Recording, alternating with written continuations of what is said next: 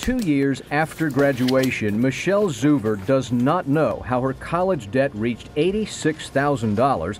She was told the cost would be less. And all for a criminal justice degree she says many police agencies don't recognize.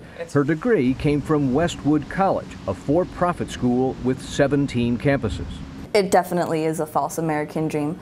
I can't get a job. I'm in debt. And I'm living at home. And then I got my cap and gown. Justin Schulteis, another Westwood student, borrowed $84,000 and also says he was never told the true cost. He describes his degree in video game design as almost worthless. I feel like I went to Walmart and bought myself a degree.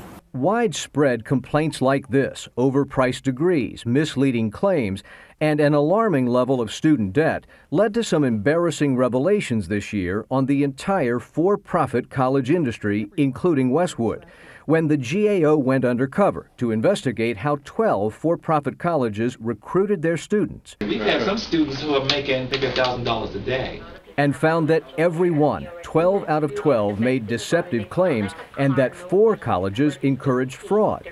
Here, a Westwood sales rep tells the GAO agent not to report a $250,000 bank account in order to maximize his student loans. Just to FYI, they don't need to know your cash. In June, the Senate heard testimony on why these colleges recruit so aggressively. If you excuse the language, putting asses in classes. Turns out the explosive growth and profitability of the industry, including its biggest names like Kaplan and the University of Phoenix, is being funded by students using taxpayer-financed grants and loans. The industry now educates 10% of all college students, 1.8 million.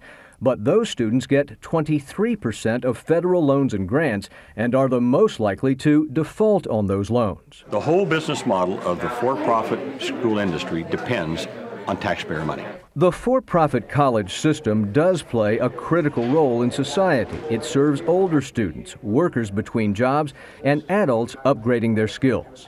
But now, to protect taxpayers against huge losses, the Department of Education wants some new rules, including one that would expel a for-profit school from the student loan program until more of its graduates start to pay.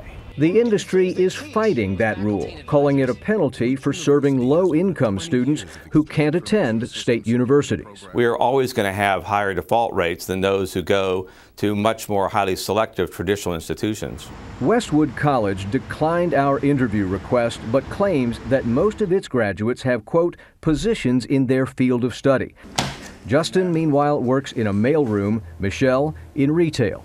They've put me in a situation where if I'm lucky, I'll recover around the age of 50 or 60. Westwood tells CBS News Michelle got the information she needed on the cost and value of her degree. But Westwood and the other colleges caught on tape by the GAO have promised to improve their recruiting and give students more information on tuition and the odds of getting a job. Wyatt Andrews, CBS News, Washington.